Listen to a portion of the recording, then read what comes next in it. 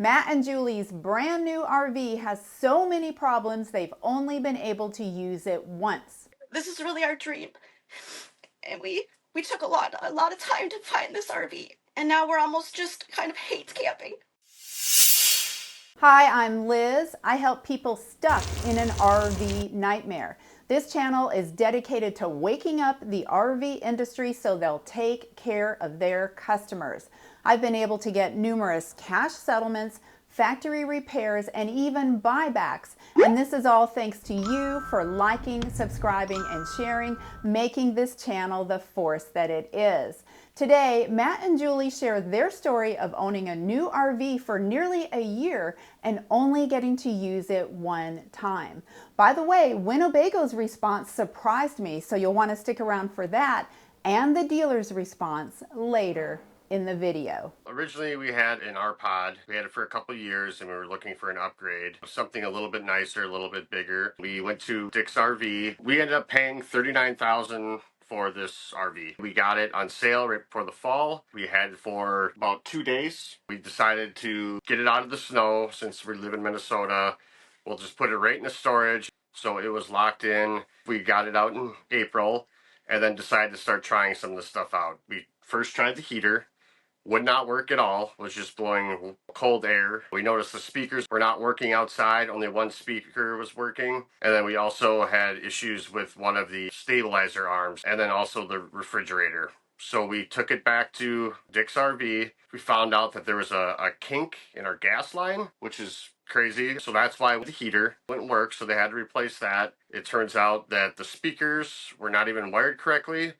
The refrigerator, they ordered a new component for it. They thought that was the issue. So it sat at the RV dealership. It turns out that wasn't the problem. They ended up ordering a whole new refrigerator. They kept telling us, oh, go camping in it. You don't need a fridge. Go camping in it. You don't need this. And we just said, we want it all repaired before we, take it out again.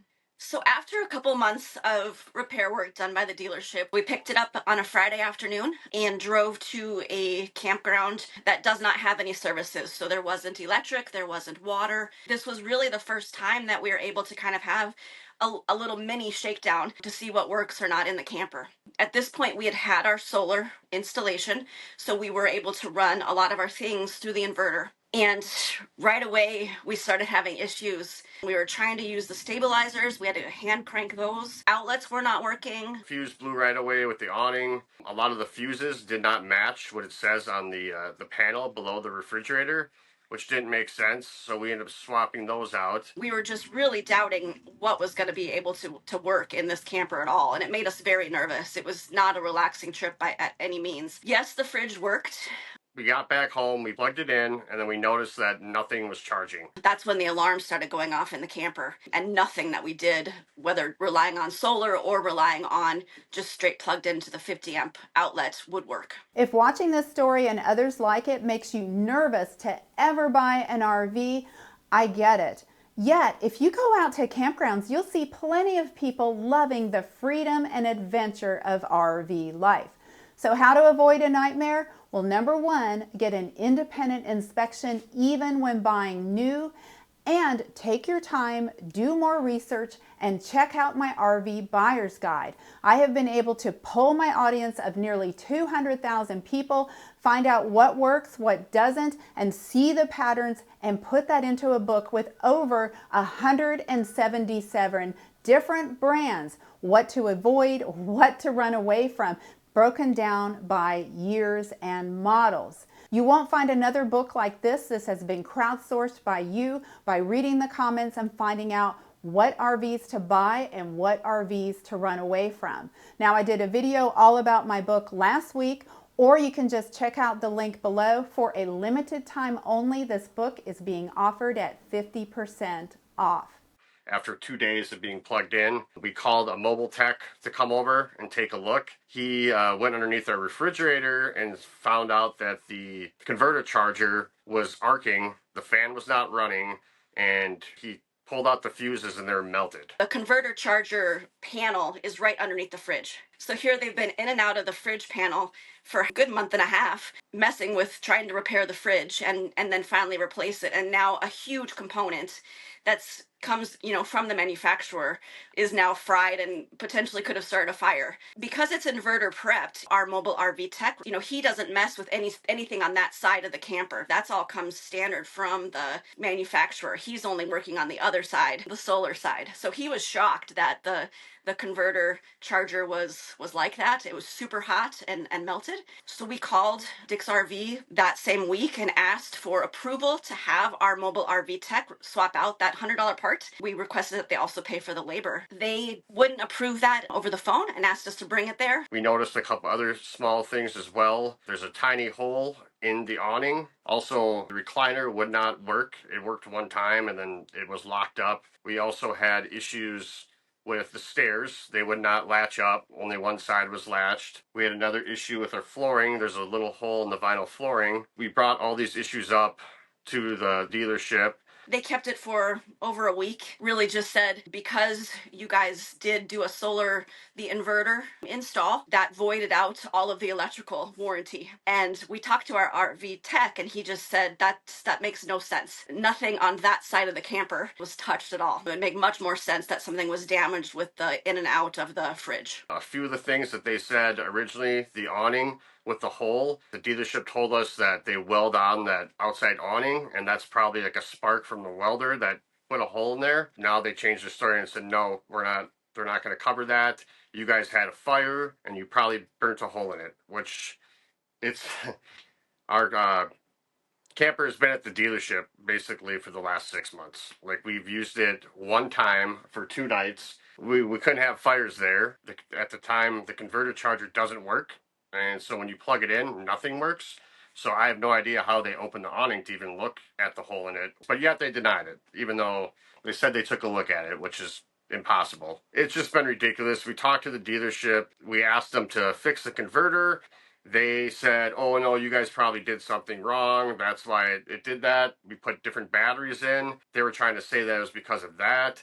We had surge protectors on, and we bought like nice surge protectors and everything. We tried to get him to install these upgraded batteries, and they said they didn't have a tech that knew how to do any of that stuff. So that's why we ended up contacting this mobile tech. And then it literally sat in our driveway after that for a month and a half, completely dead, because the converter charger repair wasn't approved for the RV tech to do. We ended up having our mobile tech replace the thing, and we just paid the $500 for the part and labor. The back wall, we've noticed by the ladder, there's a large bump, like a size of an egg, looks like a goose egg kind of. Our mobile RV tech said something about it as well. When they put the panel on, he was saying that a lot of times there's a chance that something fell when they're gluing the back wall panel on. So we brought that up to the dealership as well. They pushed and pushed trying to flatten it, and it's now feathered and cracked the back wall. So it looks much worse than when we first brought it to their attention. They finally said that is approved to be fixed, but I have no trust in them. I feel like if we take it there, there's going to be something else that is going to be messed up. They're just not very good, the service over there. We definitely do need to get it fixed because it will crack eventually. We've been trying to work with Dick's RV in Arkansas, Wisconsin for all of our issues. We feel like we've provided all the information they've asked for, pictures. We've dropped off the camper numerous times. It's an hour-and-a-half drive for us each time, each way. We thought that they were a reputable place. Now, I'm at the point, like, I don't even want to go to the dealership. The last time we went there to pick up the camper, the owner refused to talk to Julie. Julie's been dealing with them about all the warranty stuff for the last 6 months. And now that we're asking for documentation of all the stuff that they fixed that was approved or denied by the warranty, they refuse to give us any of that information. And they keep giving us a loop around of, oh, what do you need that for? And it turned into, sorry, we will not talk to Julie because her name's not on the paperwork, even though we're married. And they were talking to her for 6 months. So now the owner of that RV place, he gave me this big runaround of, why do you want to fix the vinyl floor? We do a horrible job at it. So, you're going to have quarter round. Why don't you just patch it? Same thing with the awning. A lot of it just seems really shady. I don't understand why this guy won't give us any documentation of the work they've done. We just really feel disrespected in dealing with anything with this dealership. Their emails back to Matt now only are really almost like Eric, the manager, doesn't have trust in his own staff to even handle these issues. He's really trying to talk us out of getting some of this work done. You know, they were talking about how we wouldn't like the quality of the floor replacement where there's clearly a hole and they've patched behind it. They said that we would be so not satisfied with their work that we shouldn't even have them do that. So now they're also asking for us to allow them to peel open our back wall and replace our entire back wall, which is our shower, our fridge, lots of waterproofing, lots of electrical things, the backup camera and the brake lights, all of those things are in that wall.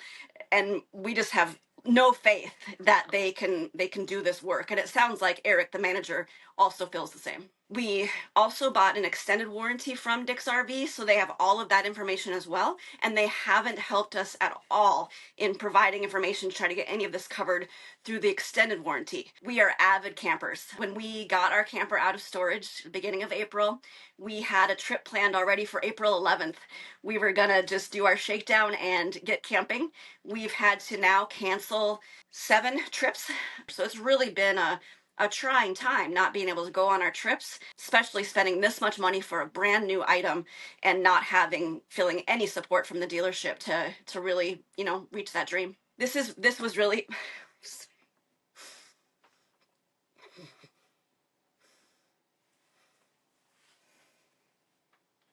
this is really our dream. And we took a lot of time to find this RV. And now we're almost just kind of hate camping. The whole idea of it, like, I'm nervous to touch any button in here because I think that it's either going to start a fire or not work and we're going to be stranded. We just don't have any help from the RV dealership, and it's just really, really been hard. I was going to try not to cry. Sorry. It's hard to hear it all in one snippet to talk about what we've dealt with. We are really asking for help in getting either this unit completely functional, and honestly, for our trust to be back in this unit, we would ask for a formal inspection to look through the entire camper and see what is okay and what is not. I'm nervous about the propane. I don't know what they did with a twisted line and how that was repaired. I'm worried about a fire starting in the converter charger again. Our year warranty from the manufacturer is almost up, and we're clearly not, haven't satisfied all of the concerns yet from this first year. We'd like that extended. We've only had one camping trip. Eric at Dick's RV says we're disappointed that Matt and Julie had to take to YouTube. We've been actively working with them to get their RV fixed. At Dick's RV, we take customer concerns seriously, and our goal is to get our customers out there enjoying their camper. However, they offered no solution. In fact, they went over the reasons why that their repair items were denied. So no surprise there. But this is probably my 4th Winnebago case, and I was surprised by their response. Typically, they just don't respond. But this time, not only did they respond, we actually had an email conversation back and forth, and they were helpful. I am just hoping this is a new trend for Winnebago, and I'm very happy about that and happy to report that to you.